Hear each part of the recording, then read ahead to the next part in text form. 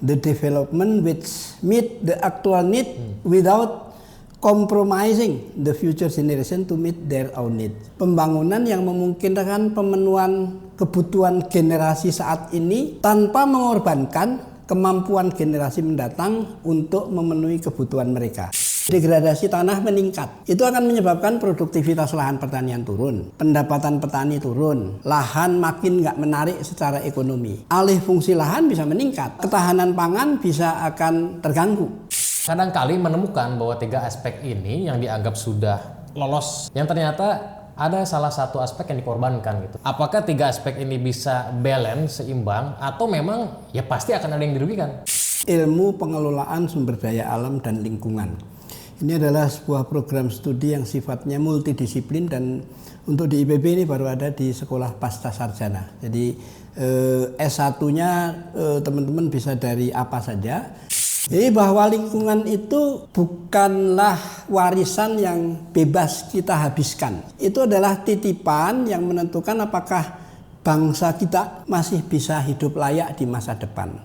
Keberlanjutan lingkungan, ya itulah yang akan kita bahas di episode kali ini bersama salah satu dosen dari IPB yang bernama Profesor Hudi Atmaka. Beliau merupakan guru besar dan dosen di Departemen Ilmu Tanah dan Sumber Daya Lahan, juga menjadi dosen di Prodi Pengelolaan Sumber Daya Alam dan Lingkungan atau PSL, dan juga sempat menjadi ketua Prodi PSL. Di episode kali ini kita akan membahas mengenai lingkungan, konsep keberlanjutan, hubungan dengan pertanian organik, dan masa depan lingkungan di Indonesia. Baik, ini dia videonya. Hai, ketemu lagi di episode kali ini. Episode kali ini kita tidak berada di studio ya. Dan ini memang di luar kita syutingnya, yang ini berada di IPB, berenang siang. Jadi hari ini saya akan berpodcast atau ngobrol bareng salah satu dosen favorit saya di PSL, yaitu Prof. Hudi Atmaka. Assalamualaikum warahmatullahi wabarakatuh, Prof. Waalaikumsalam warahmatullahi wabarakatuh. Selamat datang, atau saya yang selamat datang ya? Baik, Prof. Terima kasih, Prof, sudah menyediakan waktunya nih. Kita ngobrol-ngobrol bareng. Jadi di sini banyak yang ingin saya tanyakan mengenai lingkungan, Prof. Gitu. Dan pastinya keberlanjutan. Karena kebetulan ini bidangnya beliau nih. Karena saya pun di kuliah diajarkan banyak mengenai keberlanjutan oleh beliau. Tapi karena di kuliah mungkin terbatas ya, Prof ya. Saya ubek-ubek di sini. Baik, Prof. Sebelum kita ngomongin ke topik utama, Prof, boleh perkenalan dulu, Prof. Silakan. Baik, terima kasih Mas Alif sudah mengundang saya di podcast ini. Kita ngobrol sedikit ya, tapi sebelumnya perkenalkan saya Hudi Atmaka, dosen di Departemen Ilmu Tanah dan Sumber Daya Lahan, Fakultas Pertanian IPB, dan sekaligus juga karena ini nanti kita bicara banyak soal keberlanjutan dan soal lingkungan, saya juga dosen tetap di program studi ilmu pengelolaan sumber daya alam dan lingkungan sejak 15 tahun yang lalu, dan terakhir saya sebagai ketua program studi doktor ilmu pengelolaan sumber daya alam dan lingkungan, namun sudah resign dari ketua program studi karena memang harus sudah diganti karena terlalu lama. Jadi sejak 2 bulan yang lalu tidak menjadi ketua program studi lagi. Saya kira itu aja. Siap, Bro. Kalau bidang keahlian utamanya ilmu tanah dan sumber daya lahan. Nah, itu dia. Oke, PSL, Prof. PSL ini kan pengelolaan sumber daya lingkungan. Boleh nggak, Prof, dijelaskan mungkin sedikit apa itu PSL dan apa yang dipelajari di dalamnya? Jadi program studi PSL, terkenalnya PSL, tapi sebenarnya singkatan dari Ilmu Pengelolaan Sumber Daya Alam dan Lingkungan. Ini adalah sebuah program studi yang sifatnya multidisiplin dan untuk di IPB ini baru ada di sekolah pasca sarjana. Jadi S1-nya teman-teman bisa dari apa saja, kemudian karena ini multidisiplin bisa masuk di program studi multidisiplin ini. Salah satu program studi multidisiplin yang ada di sekolah pasca sarjana dan merupakan salah satu program studi yang pasca sarjana yang salah satu yang tertua di Indonesia ya. Karena kita sejak tahun berapa tuh? Didirikan tahun 1975 untuk S2-nya dan untuk S3-nya tahun 1976. Multidisiplin artinya ya kita lebih mendidik mahasiswa dari berbagai latar belakang untuk lebih memahami ilmu lingkungan secara holistik ya, baik dari terutama dari sudut pandang masing-masing mahasiswa kita modelkan dan seterusnya di program magister maupun di program doktor sesuai dengan tingkatannya. Saya kira itu ya utamanya.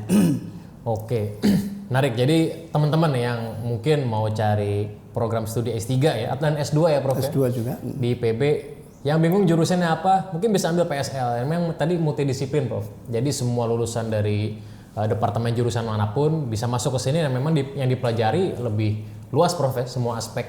Karena itu yang saya rasakan juga. Ya kalau sedikit spill, teman saya ada yang dari ekonomi, perikanan, kehutanan Prof. Nah itu macam-macam. Tapi kita bisa kuliah bareng di dalamnya. Baik Prof, kita mulai masuk. Jadi keberlanjutan. Dan memang yang sekarang ini sedang ramai Prof ya di media sosial dan dimanapun. Mengenai keberlanjutan ini kira-kira seperti apa Prof? Mungkin boleh dijelaskan ke teman-teman. Baik, jadi saya kira kalau di program studi ilmu pengelolaan sumber daya alam dan lingkungan tadi, salah satu pilar utamanya yang di studi utamanya adalah bagaimana kita menjamin sustainability, keberlanjutan atau bahasa Inggrisnya sustainability ya, dari sumber daya alam dan lingkungan. Jadi kalau dari definisi awalnya sebetulnya keberlanjutan ya. Tadi ada berkelanjutan, ada keberlanjutan ya. Nah, dari berkelanjutan kalau bisa kita definisikan dari pembangunan berkelanjutan gitu ya. Pembangunan berkelanjutan itu adalah pembangunan yang memungkinkan pemenuhan kebutuhan generasi saat ini tanpa mengorbankan kemampuan generasi mendatang untuk memenuhi kebutuhan mereka. Jadi the development which meet the actual need without compromising the future generation to meet their own need. Jadi ini konsep yang mungkin agak abstrak ya, dimulai sejak dulu bahwa konferensi puncak, sekarang ada konferensi puncak tingkat tinggi lingkungan ya, dimulai dari tahun 1972 di Stockholm di Swedia, yang kemudian setiap bulan Juli itu ada Hari Lingkungan Hidup Sedunia sampai saat ini diperingati. Kemudian tahun 1982 itu di Nairobi di Kenya, dan lebih konkret lagi tahun 1992 di Rio de Janeiro, dan seterusnya sampai sekarang. Saya kira setiap 10 tahun. Nah intinya adalah bagaimana kita mengkonkretkan tadi pengertian abstrak tadi dalam bentuk keberlanjutan. Nah keberlanjutan biasanya dicirikan oleh keberlanjutan apa dari 3 pilar ya, 3 pilar keberlanjutan. 3 pilar keberlanjutan itu aspek ekologinya berkelanjutan, aspek ekonominya berkelanjutan, dan aspek sosialnya juga berkelanjutan. Walaupun untuk modeling di konteks Indonesia teman-teman di sekolah pasca sarjana sering didetailkan lagi dengan aspek hukum, kelembagaan, teknologi dan seterusnya. Saya kira itu intinya ya, makna dari berkelanjutan dan keberlanjutan. Dan itu asli seru teman-teman belajar ini. Dan memang ketemunya juga dosen-dosen seperti Prof Vidi yang bisa menjelaskan itu dengan menarik. Nah Prof, mengenai 3 konsep tersebut, ekologi, ekonomi, dan juga sosial itu, dan kebetulan saya pun di beberapa kesempatan gitu di lahan, beberapa kasus di perusahaan atau dimanapun itu, kadang-kali menemukan bahwa 3 aspek ini yang dianggap sudah lolos, tapi ada saja gitu yang ternyata ada salah satu aspek yang dikorbankan gitu. Entah mungkin nanti dia aspek lingkungan yang kurang diperhatikan, atau sebaliknya terlalu ke lingkungan tapi ekonomi juga tidak diperhatikan gitu. Jadi apakah 3 aspek ini bisa balance, seimbang, atau memang ya pasti akan ada yang dirugikan? Baik, jadi kalau dalam konsepnya harusnya seimbang ya, antara ekologi, ekonomi dan sosial. Karena kalau kita mementingkan salah satu, mementingkan ekologinya saja nggak benar juga, karena kan kita bukan Tarsan yang harus jaga hutan misalnya gitu kan. Kita perlu ekonomi. Nah kalau mementingkan ekonomi saja terlalu dipentingkan, ya nggak bagus juga, karena nanti ekologinya sering dikorbankan. Mementingkan sosialnya juga nggak bisa juga. Jadi oleh karena itu harus seimbang. Tapi dalam kenyataannya keseimbangan yang sempurna itu hampir nggak pernah tercapai ya di alam ya. Jadi bukan konsepnya yang salah, tapi karena memang ada beberapa hal. Yang pertama misalnya contohnya ya, setiap aspek itu kan memiliki logika kebutuhan yang berbeda. Kalau ekologi biasanya ada batas pemanfaatannya, yaitu kesesuaian dan daya tampung. Ekonomi juga diperlukan untuk mendorong pertumbuhan. Sosial juga demikian juga untuk mendorong keadilan. Tapi sering bergeraknya nggak sama, sehingga seringkali terjadi benturan. Nah, oleh karena itu bahwa ada benturan itu hampir pasti terjadi dalam kenyataannya. Nah, kemudian yang kedua juga bahwa dalam keberlanjutan yang perlu dicatat juga bahwa ada ketidakseimbangan atau trade off dalam kenyataannya itu biasanya sesuatu hal normal, tetapi yang dipentingkan adalah meminimalkan dampak negatifnya. Saya kira itu ya. Contohnya misalnya perlindungan hutan itu biasanya kan membatasi ekspansi lahan ekonomi. Kalau membangun bendungan yang untuk ekonomi biasanya juga akan berpotensi merugikan sebagian masyarakat dan ekosistem ekologi. Nah, oleh karena itu trade off ini sering nggak bisa dihilangkan, tapi bisa dioptimalkan, ya, dibuat supaya lebih adil. Nah, kemudian juga bahwa ada yang dikorbankan itu bukan berarti salah. Yang salah adalah kalau tidak adil, ya kan? Karena itu dalam banyak kasus yang terjadi, misalnya beban ekologis itu biasanya jatuh ke alam, beban sosial jatuh ke masyarakat kecil, beban ekonomi ada kelompok-kelompok masyarakat tertentu yang tidak menerima dan seterusnya, itu yang kita minimalkan, ya. Jadi intinya bahwa keberlanjutan dari era modern ini bukan yang saya sebut dalam istilahnya bukan win-win lose, tapi bukan win-win-win, tapi lebih baik win-win less lose, kira-kira gitu ya. Sehingga menghindari kerugian yang berlebih pada salah satu aspek. Dan kemudian yang terakhir saya kira keberlanjutan ini, keseimbangan ekologi, ekonomi dan sosial itu bukan proses yang statis, tapi bisa dinamis. Ya, yang penting aspek keadilan tadi saya kira ya.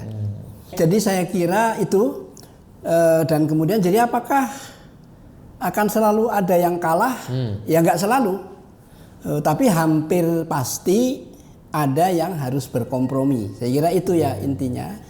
Nah, tapi kunci keberlanjutan itu adalah bukan menghilangkan pihak yang dikorbankan, tapi mengurangi ketidakadilan, kemudian mengurangi beban ekologis yang berlebihan, memperbaiki distribusi manfaat, memperkuat partisipasi masyarakat dan mengoptimalkan keputusan yang berbasis bukti. Saya kira itu yang penting. Jadi dengan demikian keberlanjutan itu bukan tentang kesempurnaan, seimbang, tapi tentang keseimbangan yang adil, adaptif dan bertanggung jawab. Oke, konkret sekali itu jawabannya teman-teman. Jadi saya tahu teman-teman semua pengen minta saya nanya apa kan. Tapi silakan ditafsirkan sendiri dari penjelasan Prof tadi ya. Urusan beras, pilih yang pure, tanpa pestisida dan bahan kimia, lebih sehat untuk dikonsumsi seluruh keluarga. Pure Green Organic, 100% organik bersertifikat, sudah tersertifikasi organik oleh Innovis, dan sudah dipercaya selama 15 tahun. Pure Green Organic memiliki beberapa varian, diantaranya adalah beras putih, merah, coklat, hitam, mix merah putih, dan multi etnik. Bersih campuran dari semua varian dan menghasilkan nasi yang lebih sehat dan bernutrisi. Semua varian tersedia dalam 2 ukuran, 1 kg dan 4,5 kg. Pure Green Organic bisa teman-teman dapatkan di supermarket terdekat seperti Food Hall, Green Lucky, Ranch Market, Hero, dan lain-lain. Serta di e-commerce seperti Astro, Segari, Sayurbox, GrabMart, dan marketplace seperti Shopee dan Tokopedia. Untuk informasi lebih lanjut, teman-teman bisa cek di Instagram dan TikTok @puregreenorganic. Untuk teman-teman yang tertarik menjadi afiliator dan reseller, dapat menghubungi nomor WhatsApp yang tertera di link tree berikut. Oke, kita kembali ke videonya. Baik, mengenai pembangunan, Prof. Di situ ada pembangunan infrastruktur, industri, mungkin ya perumahan, termasuk juga lahan pertanian gitu, Prof. Nah, Apakah hal-hal tersebut ini akan mempengaruhi atau selaras dengan keberlanjutan? Karena ini hubungannya kan luas lahan lah yang semakin sempit. Baik dengan tumbuhnya penduduk, pembangunan itu diperlukan. Iya. Baik yang kecil maupun terutama juga infrastruktur besar yang biasanya berpengaruh pada bentang alamnya.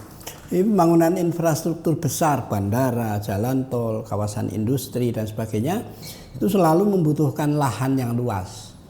Jadi sering itu berpotensi untuk menekan lahan ataupun ruang pertanian maupun ekosistem alami juga.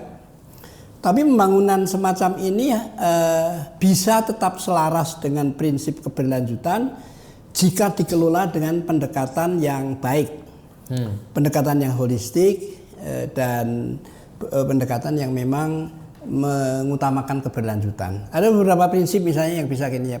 Misalnya yang pertama prinsip avoid, minimize, mitigate, offset. Yang saya sebut sebagai avoid itu hindari lokasi-lokasi yang bernilai ekologis dan produktif tinggi. Misalnya lahan sawah irigasi teknis atau habitat yang kritis dan lain-lainnya. Jadi pemilihan tapak dalam hal ini jadi kunci yang penting. Yang kedua harus meminimalkan jika nggak bisa dihindari luas konversi dengan desain yang efisien. Jadi harus bikin desain yang efisien supaya pembangunan nggak ngombro-ombro istilah Jawanya. Jadi pemanfaatan lahannya harus dipilih yang misalnya lahan terlantar dan seterusnya dan juga jangan terlalu luas. Yang ketiga mitigate. Jadi kurangi dampak melalui rekayasa lingkungan ya. Misalnya saluran substitusi irigasi, kemudian perlu ada underpass satwa barangkali ya. Manajemen yang sering kali disebut kalau kita membangun hutan lalu kemudian mengiris tempat satwa berpindah harus dibuatkan misalnya. Lalu juga jika dampaknya tetap ada ya perlu dilakukan kompensasi ekologis, kompensasi lahan pangan. Misalnya LP2B pencetakan sawah baru, LP2B itu harus benar-benar memang untuk memenuhi kebutuhan pangan, tapi juga harus ada diimbangi dengan pencetakan sawah baru di tempat lain.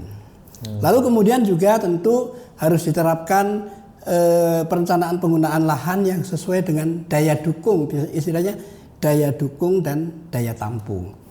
Lalu juga kalau lahan pertanian berkurang, ya negara wajib memastikan bahwa produktivitas lahan yang ada itu jangan sampai turun. Misalnya bisa dilakukan dengan intensifikasi, kemudian modernisasi, peningkatan efisiensi lahan dan seterusnya. Dan juga penambahan layanan ekosistem ya. Misalnya penghijauan di tebing jalan tol gitu. Itu saya kira penting, restorasi habitat dan seterusnya. Dan berikutnya juga perlu kajian sosial ekonomi yang adil supaya nanti memastikan keadilan itu terhadap semuanya.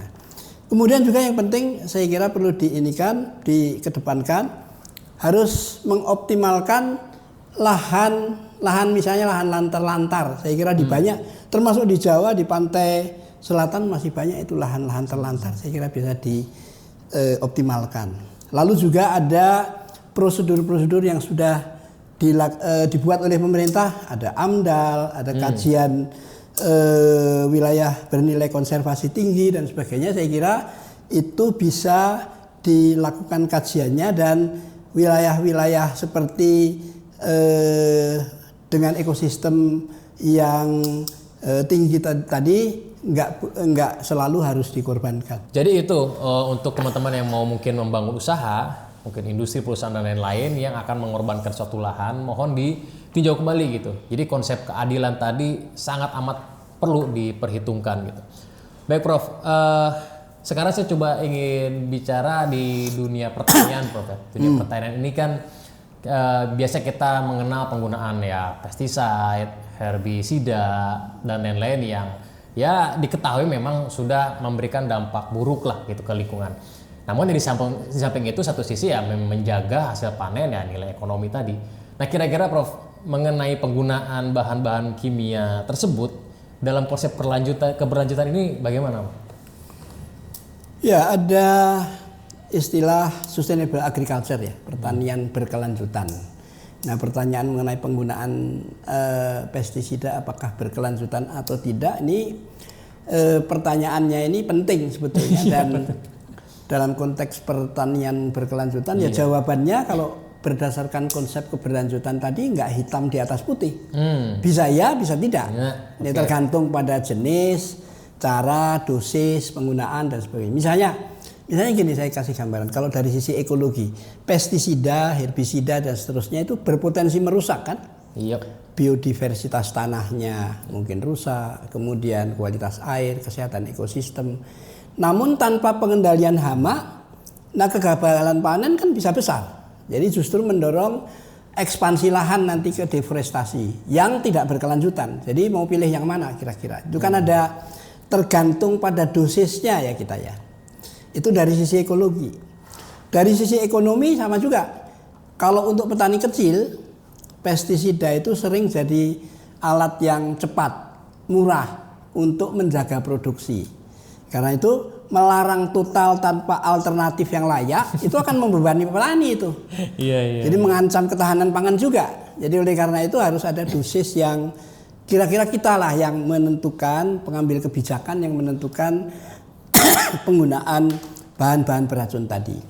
Kemudian juga dari sosial kesehatan itu paparan pestisida yang berlebih itu kan tentu nggak baik ya. Tapi menjadi titik kritis keberlanjutan untuk jangka panjang. Jadi saya kira kalau menurut saya memang harus ada transisi ke arah penggunaan yang semakin sedikit dari bahan-bahan beracun, tapi juga harus bertahap. Jadi nggak bisa juga dilakukan larangan ekstrim. Ada konsep kalau di pertanian itu ada konsep prinsip pengendalian hama terpadu (PHT) itu bisa diterapkan kalau nanti petani juga sudah siap. Ya. Kemudian juga ada substitusi bahan. Jadi beralih dari bahan yang sangat toksik ke yang lebih toksisitasnya lebih kurang, lebih sedikit. Misalnya biopestisid, kemudian pestisida berbasis mikroba, saya kira dari penelitian-penelitian sudah banyak ditemukan, dan juga saya kira perlunya menghindari bioakumulasi dan bahan-bahan yang berbahaya tadi. Nah, intinya adalah dosis tepat, waktu tepat, dan aplikasi yang tepat. Oke.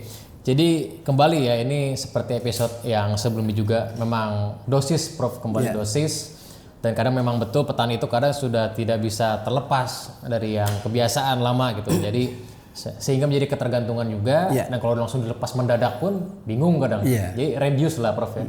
Bertahap dengan ya tadi, berarti belajar nih teman-teman kalau memang mau mulai mengurangi, belajar menggunakan barang-barang tadi, bahan-bahan alami yang ada.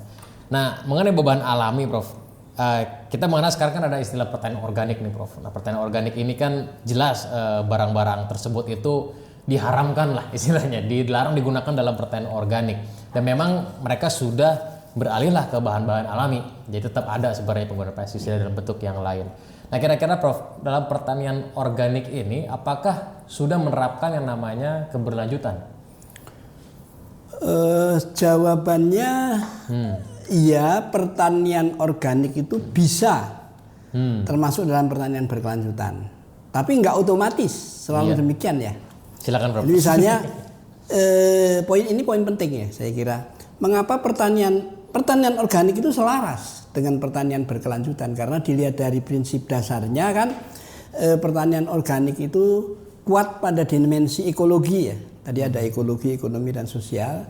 Jadi tanpa tanpa pupuk dan pestisida, kurang lebih kira-kira gitu ya pertanian berkelanjutan. Ini mendorong kesehatan tanah, bahan organik, jadi lebih ramah lingkungan bagi tanah dan seterusnya. Dalam kerangka keberlanjutan ekologis, nah ini pertanian organik jelas unggul. Nah, tapi ada batasannya. Kapan itu pertanian organik memiliki batasan terhadap keberlanjutan? Jadi keberlanjutannya dibatasi oleh keseimbangan antara ekologi, ekonomi dan sosial tadi. Kalau kita berbicara untuk petani kecil, tentu nggak bisa semata-mata langsung ekstrim dibatasi begitu. Jadi intinya adalah bagaimana kita meningkatkan produktivitas, menjamin kedaulatan pangan, tapi juga menjaga kesehatan masyarakat. Saya kira itu intinya baik dari aspek ekologi, ekonomi maupun sosial ya. Menarik. Jadi kembali ke tujuan sebenarnya Prof ya. Tujuan awalnya itu maunya kemana, seperti apa, sehingga nanti menentukan lah akhirnya seperti apa yang kalian pilih. Keberlanjutan tuh, jadi banyak yang harus dihitung. Prinsip keadilan. Baik Prof. Jadi dari yang tadi sudah kita bahas Prof, kita bahas tadi mengenai tadi di industri lahan, bahkan juga untuk keamanan pangan pastinya. Nah kira-kira Prof, dengan kondisi Indonesia, terutama untuk kondisi Indonesia di saat ini, mengenai lingkungannya, pangannya, pertaniannya, kira-kira pandangan Prof kembali tentang keberlanjutan ini 10 hingga 30 tahun ke depan ini akan seperti apa kondisi Indonesia? Ya, jadi untuk 10-30 tahun ke depan ada beberapa isu ya untuk pertanian berkelanjutan, termasuk di dalamnya ada degradasi tanah, kemudian alih fungsi lahan, tapi kita juga harus menjamin kedaulatan pangan ya. Nah, jadi jawabannya mungkin dalam seperti yang ditanyakan Mas Alif tadi, 10-30 tahun ke depan ada hubungan ketiganya ya, yang soal tadi degradasi, alih fungsi dan ketahanan pangan, kedaulatan pangan tadi ya. Misalnya kalau degradasi tanah meningkat, itu akan menyebabkan produktivitas lahan pertanian turun, pendapatan petani turun, lahan makin nggak menarik secara ekonomi, alih fungsi lahan bisa meningkat, ketahanan pangan bisa akan terganggu ya. Karena itu degradasi lahan harus dicegah. Nah, misalnya dalam proyeksi 10-30 tahun ke depan degradasi tanah sawah dan lahan kering ini memang kita prediksi meningkat, tapi itu harus bisa kita cegah. Kemudian juga lahan pertanian pangan berkelanjutan itu harus digalakkan. Ada Undang-Undang Nomor 41 tahun 2009 yang harus dikedepankan walaupun sampai saat ini masih kesulitan. Nah, karena dalam 20-30 tahun ke depan kita lihat ini sangat penting karena Indonesia ini negara besar dengan kebutuhan pangan yang besar, tinggi bagi 280 juta penduduk. Untuk diketahui sekarang bagi 280 juta penduduk 50% pangan kita itu masih dihasilkan dari lahan di Pulau Jawa yang luasnya hanya enggak sampai 7% dari lahan pertanian ya, lahan sawah kalau kita hitung. Bukan lahan sawah, maksudnya luas Pulau Jawanya itu hanya 7% dari luas Indonesia. Bayangkan tuh, pulau yang luasnya hanya 7% itu memproduksi pangan lebih dari 50%, padi, pangan utama ya, padi. Nah karena itu ketergantungan kita terhadap pangan Pulau Jawa tentu harus dikurangi. Misalnya ada undang-undang LP2B tadi yang seperti saya sebut. Kemudian tapi juga harus memperhatikan supaya yang di luar Jawa bisa kita bangun secara lebih cepat tanpa mengorbankan lahan yang marginal dan seterusnya. Sehingga dalam beberapa tahun ke depan saya kira sangat penting untuk bisa tetap menjamin kedaulatan pangan kita dengan menahan konversi lahan di Pulau Jawa dan meningkatkan produktivitas lahan di luar Pulau Jawa. Baik, terakhir nih Prof. Jadi menarik sekali ini, teman-teman banyak sekali kuliah gratis nih Prof. Jadinya. Nah Prof, terakhir kira-kira ada tidak pesan ini untuk teman-teman anak muda, mahasiswa, industri, petani, mungkin bahkan pemerintah gitu, mengenai masa depan lingkungan Indonesia ini, Prof? Ya, saya kira ini penting ya, karena seperti kita ketahui akhir-akhir ini atau makin ke sini kita banyak belajar tentang lingkungan, tapi lingkungan makin rusak juga ya. Jadi oleh karena itu pesan kepada anak muda saya kira penting, bukan hanya kepada anak muda, sebenarnya kepada kita semua juga, kita yang sudah tua juga masih terlibat di perencanaan kan. Jadi bahwa lingkungan itu bukanlah warisan yang bebas kita habiskan. Saya kira itu konsep dari keberlanjutan dan lingkungan tadi. Jadi itu adalah titipan yang menentukan apakah bangsa kita, bangsa ini masih bisa hidup layak di masa depan. Sebagaimana konsep di aspek sustainability, bagaimana kita menjamin supaya anak cucu kita masih terjamin bisa menggunakan sumber daya alam kita. Jadi jangan dihabiskan, ya, jangan ini. Saya kira itu pesan utamanya ya, Mas Alif ya. Baik, terima kasih banyak Prof. Hudi. Jadi kembali ya, sustainability ini tidak hanya dimanfaatkan sekarang, tapi juga untuk anak cucu kita ke depan gitu. Jadi agak sedih juga kalau sekarang kita eksploitasi tempatnya, lahannya, anak cucu kita nanti udah nggak ada lahannya. Nanti mau seperti apa gitu, mengerikan juga. Jadi kembali memang keberlanjutan ini ya Prof tadi ya, bukan berarti harus setara semuanya sama dengan, tapi harus disesuaikan dengan kebutuhan masing-masing. Baik, terima kasih banyak Prof. Terima kasih Mungkin episode kembali. kali Terima ini kasih. saya cukupkan. Teman-teman, sampai ketemu di episode selanjutnya. Bye.